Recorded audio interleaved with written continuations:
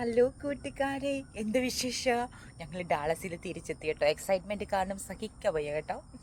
എന്തോന്നറിയാമോ, നമ്മുടെ പച്ചക്കറിയും ട്രീസും ഫ്രൂട്ട്സും ഒക്കെ എത്രയായെന്ന് അറിയാൻ വേണ്ടിയേ കാണണ്ടേ ഇവിടുത്തെ കാഴ്ചകൾ. ആക്ച്വലി അനിലിനെ ഏൽപ്പിച്ചിട്ടാണ് കേട്ടോ ഇവിടെ പോയത്. എല്ലാ പച്ചക്കറിയും പറിച്ചോണം, എല്ലാ ഫ്രൂട്ട്സും പറിച്ചോണം എന്നൊക്കെ പറഞ്ഞുകൊണ്ടാണ് പോയത്. പക്ഷേ ആൾ വലുതായിട്ടൊന്നും പറിച്ചിട്ടൊന്നുമില്ല കേട്ടോ. ഇത് കണ്ടോ, ഇതാണ് പെർസിമൺ. കണ്ടോ, ഞാൻ ഓർത്ത് ഇതൊക്കെ പഴുത്ത് പോയി കാണുമെന്നാണ് വിചാരിച്ച കേട്ടോ. ഇതുവരെ പക്ഷേ പഴുത്തിട്ടില്ല. നല്ല മഞ്ഞ കളറൊക്കെ ഉണ്ട്. ഇതൊക്കെ ഞങ്ങളുടെ ഒറ്റ വർഷമായ പ്ലാന്റ്സ് ആണ് കേട്ടോ ഗൈസ്. കണ്ടോ, നല്ല ഭംഗിയായിട്ട് നിൽക്കുന്ന പെർസിമണിൻ്റെ ഒരു കുഞ്ഞു ട്രീ കേട്ടോ. ഞങ്ങളുടെ ആപ്പിളിലുണ്ടല്ലോ, സത്യം പറഞ്ഞാൽ ഒറ്റ ആപ്പിളേ ഉണ്ടായിട്ടുള്ളൂ കേട്ടോ.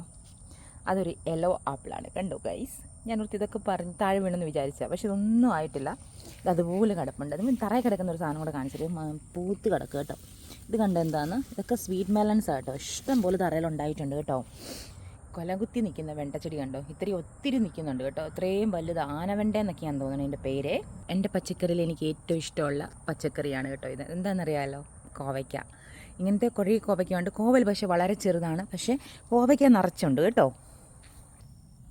അതുപോലെ തന്നെ നാരകം കേട്ടോ.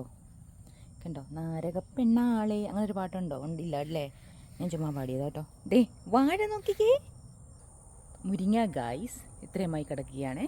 സൈച്ചാൻ രാവിലെ പരിപാടി തുടങ്ങിയിട്ടുണ്ട്. ഉറുമ്പുണ്ട് എല്ലായിടത്തും, ഉറുമ്പ് ഇങ്ങനെ പൊങ്ങി നിൽക്കുക. അപ്പോൾ അതിനെല്ലാം മരുന്ന് വയ്ക്കുവാണേ. നമ്മുടെ പടവലങ്ങയാണ് ഈ സാധനം. നിങ്ങൾക്ക് എന്നാണെന്നറിയാവോ? എന്തുവാ ഇത്? നല്ല രസം കേട്ടോ, മെഴുക്ക് വരട്ടാനേ. വെണ്ടയ്ക്കൊക്കെ നിറഞ്ഞു നിൽക്കുക, പയറ് അങ്ങനത്തെ സാധനങ്ങളെല്ലാം നിറഞ്ഞു നിൽക്കുക. വാഴയൊക്കെ സുഖമായിട്ടിരിക്കുന്നു. എല്ലാവരും സന്തോഷത്തിലാണ്.